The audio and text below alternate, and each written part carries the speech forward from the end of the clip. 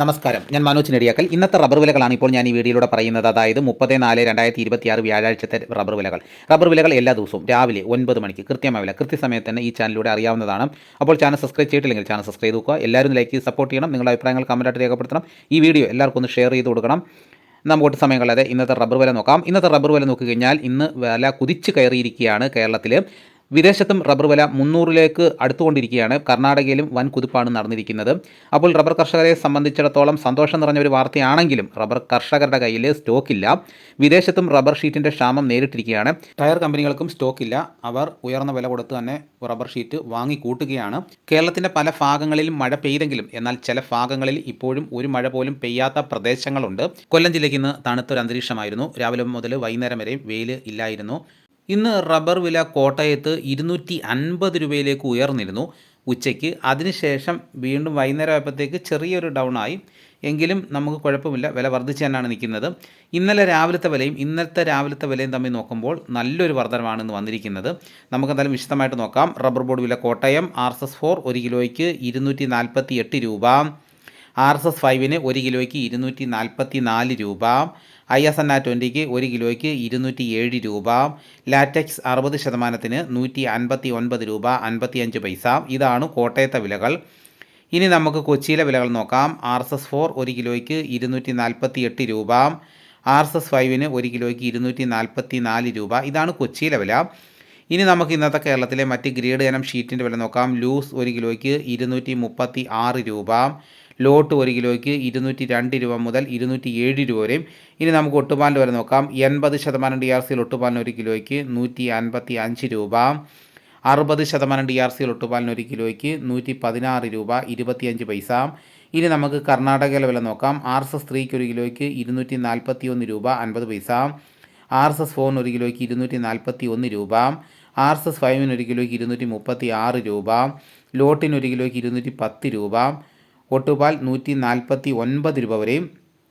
ഇനി നമുക്ക് വിദേശ വില നോക്കാം. ബാങ്കോക്ക് RSS 1 1 കിലോയ്ക്ക് 271 രൂപ 23 പൈസ. RSS 2 1 കിലോയ്ക്ക് 269 രൂപ 48 പൈസ. RSS 3 1 കിലോയ്ക്ക് 267 രൂപ 88 പൈസ. RSS 4 1 കിലോയ്ക്ക് 267 രൂപ 1 പൈസ. RSS 5 1 കിലോയ്ക്ക് 266 രൂപ 57 പൈസ. ഇനി നമുക്ക് ഇന്നത്തെ കേരളത്തിലെ ലാറ്റക്സിൻ്റെ വ്യാപാരി വില നോക്കാം. ഫീൽഡ് ലാറ്റക്സ് 218 രൂപ. ഫാക്ടറി വില 228 രൂപ. 25% DRC ഉള്ള 200 ലിറ്റർ ഉള്ള പാലിന് 10,900 രൂപ. 30% DRC ഉള്ള 200 ലിറ്റർ ഉള്ള പാലിന് 13,080 രൂപ. 35% DRC ഉള്ള 200 ലിറ്റർ ഉള്ള പാലിന് 15,260 രൂപ. 40% DRC ഉള്ള 200 ലിറ്റർ ഉള്ള പാലിന് 17,440 രൂപ. ഇനി നമുക്ക് ഇന്നത്തെ കേരളത്തിലെ റബ്ബറിൻ്റെ വ്യാപാരി വില നോക്കാം. വ്യാപാരി വില കോട്ടയം RSS 4 1 കിലോയ്ക്ക് 240 രൂപ. RSS 5 1 കിലോയ്ക്ക് 236 രൂപ. ISS 1 കിലോയ്ക്ക് 200 രൂപ മുതൽ 200 രൂപ 50 പൈസ വരെയും.